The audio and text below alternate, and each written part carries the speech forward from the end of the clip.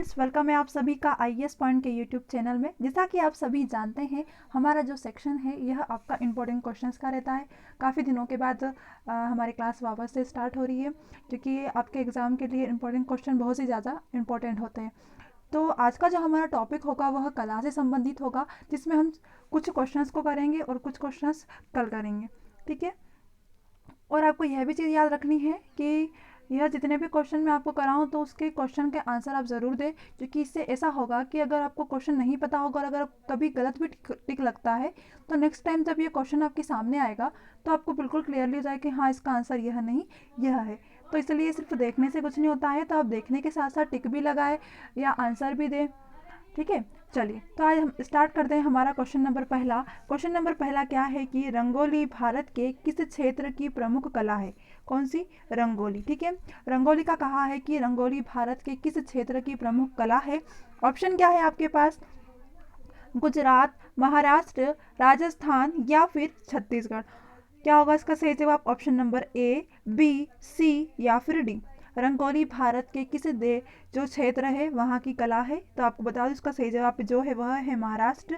महाराष्ट्र आपका सही आंसर होगा कि महाराष्ट्र रंगोली भारत की क्या है, एक प्रमुख कला है। आइए देखते हैं।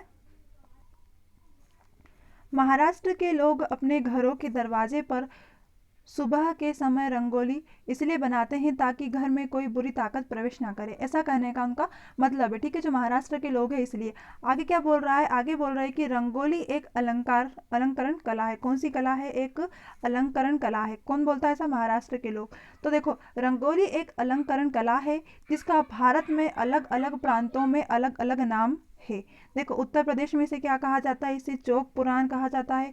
राजस्थान में इसे मांडना कहा जाता है। बिहार में इसे अरिपन कहा जाता है। बंगाल में अल्पना, महाराष्ट्र में रंगोली, कर्नाटक में रंगवल्ली, तमिलनाडु में कोल्लम और अरुणाचल में क्या कहा जाता है? तो एपण। आंध्र प्रदेश में इसे मुगलू, हिमाचल प्रदेश में अदुपना, कुमाऊं में इसे लिखताप या थापा, तो केरल में कोलम। देखो, हर जगह पर क्या है, इसके अलग अलग नाम है। ठीक है। इसके साथ साथ देखें, इन सभी रंगोलियों की अनेक विभिन्नताएं भी है। तो आपको याद रखना है कि जो सबसे प्रमुख कला है वह कहाँ पर बताई गई है? सबसे जो प्रमुख है वह महाराष्ट्र के अंतर्गत आता है।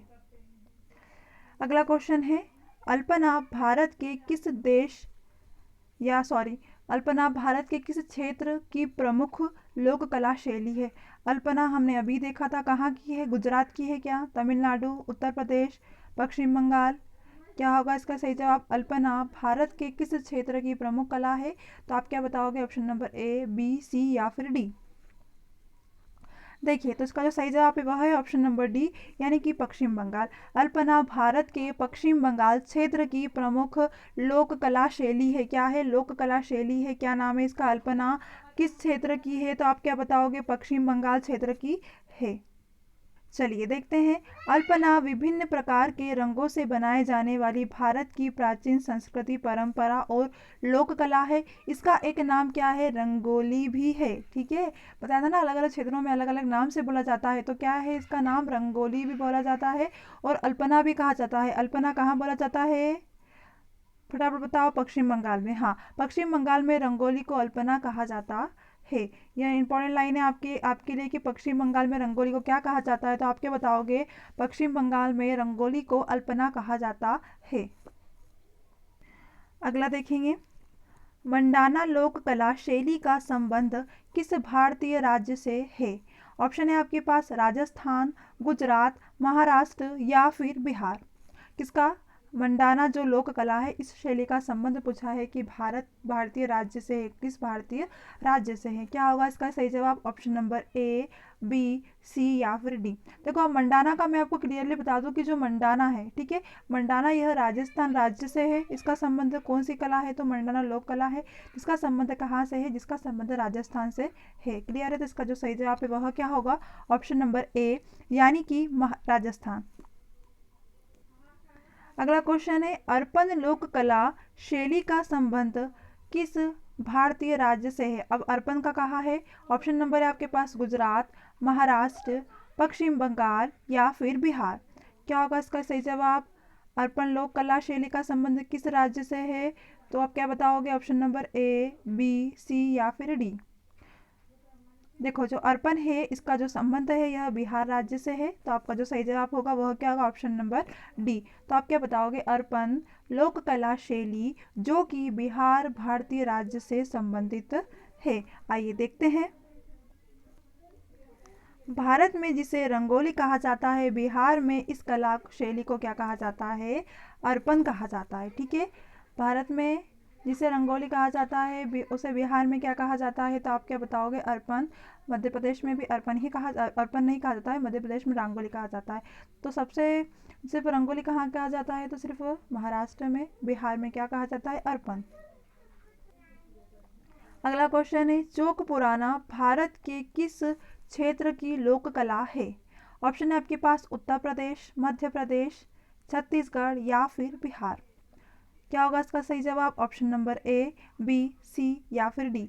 चौक पुराना भारत की किस क्षेत्र की लोक कला है, ऑप्शन नंबर ए, बी, सी या फिर डी। अब देखो मैं आपको बता दूं इसका जो सही जवाब है वह है ऑप्शन नंबर ए, यानी कि उत्तर प्रदेश।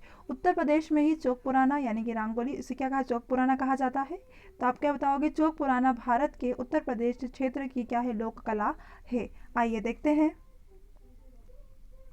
चौक पुराना उत्तर प्रदेश विभिन्न प्रकार के रंगों से बनाए जाने वाली भारतीय संस्कृति, परंपरा और लोक कला है। इसका एक नाम रंगोली भी है, और सिर्फ रंगोली के बारे में ही हम आज देख रहे हैं। तो क्या बोलता है वह कि चौक पुराना जो कि उत्तर प्रदेश विभिन्न प्रकार के रंगों से बनाए जाने वाली क्या है, भारतीय सांस्कृतिक परंपरा और लोक कला है। इसका एक नाम क्या है, तो इसका एक नाम रंगोली भी है। पुष्पों को क्रम से लगाने की जापानी कला को क्या कहा जाता है। पुष्पों को, जो फूल होते हैं इनको जो क्रम से लगाया जाता है, इसे जापानी कला, जो यह एक जापानी कला है, इसको क्या कहा जाता है। ऑप्शन है आपके पास इकेबोता, इकेबाना, इकेफासा या फिर बोनसाई। क्या होगा इसका सही जवाब, नया क्वेश्चन है वैसे। तो क्या होगा इसका सही जवाब, ऑप्शन नंबर ए, बी, सी या फिर डी। पुष्पों को क्रम से लगाने वाली जापानी, देखो अब तो ये पता लगा क्या आपको कि यह एक जापानी कला है। अब इसको क्या कहा जाता है, ठीक है। एक क्वेश्चन यह भी होगा कि पुष्पों के क्रम को लगाने वाली कला को क्या कहते हैं, तो आपके बताओगे जापानी कला। अब ये जो जापानी कला है इसको क्या कहा जाता है, तो इसे क्या कहा जाता है, इसे इकेबेना कहा जाता है, सॉरी इकेबाना कहा जाता है। तो आपका जो सही जवाब है वह क्या होगा, ऑप्शन नंबर बी, यानी कि इकेबाना पुष्पों के क्रम से लगाने वाली जापानी कला को कहा जाता है। चलो देखते हैं। इकेबाना फूलों को सजाने की एक पारंपरिक जापानी कला को करते हैं, जिसमें फूल, पत्तियां, बीज, टहनी और उनके तने को इस तरह से मर्तबान, फूलदान, गमले आदि में सजाया जाता है कि वह देखने में आकर्षित लगे। बोलते हैं ना गुलदस्ता देना, किसी को फ्लावर्स देना, जो अपन देते हैं वेडिंग वगैरह में देते हैं ना, उसे ही क्या कहा जाता है, इकेबाना कहा जाता है। ठीक है, कहाँ पर, जापानी में। ठीक है, जापानी है क्या है, जापानी कला को कहते हैं। अगला क्वेश्चन है, इकेबाना जापानी कला है, बताने की ज़रूरत ही नहीं। क्या होगा इसका सही जवाब, फूलों की व्यवस्था, आधुनिक चित्रकला की, पादप रचना की, कृषि पद्धति की। अब तो इसका आपको आंसर पता ही होगा कि इकेबाना क्या है, फूलों को जो क्रम से जमाया जाता है यही है। तो आपका जो सही जवाब क्या होगा, ऑप्शन नंबर ए। ठीक है, फूलों की व्यवस्था की जो क्रम से जमाया जाता है इसे ही इकेबाना कहा जाता है, जो कि एक जापानी कला है। अगला क्वेश्चन है, कलमकारी लोक कला शैली का संबंध किस राज्य से है। ऑप्शन है आपके पास बिहार, गुजरात, हरियाणा या फिर आंध्र प्रदेश। किसका कमलकारी लोक कला शैली का संबंध किस राज्य से है। क्या होगा इसका सही जवाब, ऑप्शन नंबर ए, बी, सी या फिर डी। क्वेश्चन नंबर 8वां है, फटाफट इसका कमेंट सेक्शन में आंसर बताइए। देखो अब देखो, कलमकारी लोक कला यह किस राज्य से संबंधित है, आप बताओगे आंध्र प्रदेश राज्य से संबंधित है। कहाँ से, आंध्र प्रदेश राज्य, यानी कि आपका सही जवाब है ऑप्शन नंबर टी। आइए देखते हैं। कलमकारी आंध्र प्रदेश की अत्यंत प्राचीन कला, लोक कला है, और जैसा कि नाम से स्पष्ट होता है कलम की कारीगरी। ठीक है, इसकी जड़ें आंध्र के श्रीकालाहस्ती और मछलीपुरम नामक नगरों है। क्या कहाँ पर, कहाँ पर है, एक तो श्रीकालाहस्ती में और एक मछलीपुरम नामक नगरों में है। अब देखो, श्रीकालाहस्ती में आज भी कलमकारी के लिए कलम का उपयोग किया जाता है, जबकि मछलीपुरम में ठप्पों का चलाने, जो थप्पे होते हैं ना उसका चलाने में होता है। ठीक है, तो आपको याद रखना है कि कलम की जो कारीगरी है इसका ही क्या कहा गया है, कलमकारी। कलमकारी जो कि आंध्र प्रदेश की क्या है, अत्यंत प्राचीन लोक कला है। अगर आपसे कहे कि अत्यंत प्राचीन लोक कला कौन सी है, कहाँ की? आंध्र प्रदेश की। तो आप क्या बताओगे? कलमकारी। ठीक है। अगला है, फुलवारी लोक कला कहाँ प्रचलित है? Option number A Gujarat, option number B Bihar, option number C Haryana, option number D Andhra Pradesh. आपको पता ही होगा। फुलकारी लोक कला, अब देखो जो फुलकारी लोक कला है यह हरियाणा में प्रचलित है। कहाँ पर है?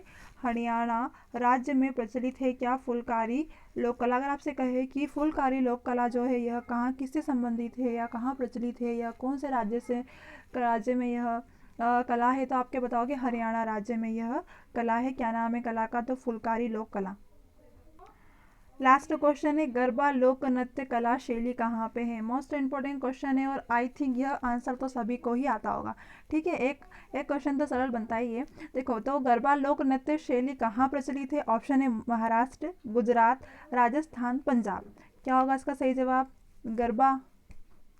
गरबा कहाँ खेला जाता है? देखो गुजरात में। ठीक है, तो क्या बताओगे आप? गुजरात में ही गरबा लोक नृत्य कला शैली है। आप सभी को पता है कि गरबा किसके लिए प्रचलित, कहाँ पर प्रचलित है? तो गुजरात में प्रचलित है सबसे ज़्यादा गरबा वहीं पर। ठीक है, हाँ, तो गरबा लोक नृत्य कला गुजरात राज्य से प्रचलित है। आइए देखते हैं। गरबा गुजरात का एक प्रसिद्ध लोक नृत्य है। यह नाम संस्कृत के गर्भद्वीप से है। काई से? संस्कृत के गर्भद्वीप से। इसे क्या कहा गया है? गुजरात। यह एक क्या है? तो यह एक लोक नृत्य है।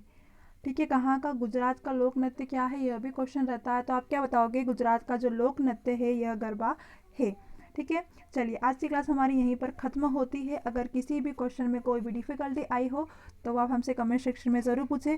और अगर आपको और कुछ टॉपिक भी पढ़ना हो या उन टॉपिक से रिलेटेड आपको अगर कुछ क्वेश्चंस भी हो तो आप वह भी पूछ सकते हैं कि हाँ मैम इस टॉपिक के क्वेश्चन करा दीजिए, तो हम वह भी चीज़ें आपको करवा देंगे। ठीक है, चलिए मिलते हैं हमारी अगली क्लास में। तब तक के लिए आप सभी को बेस्ट ऑफ लक।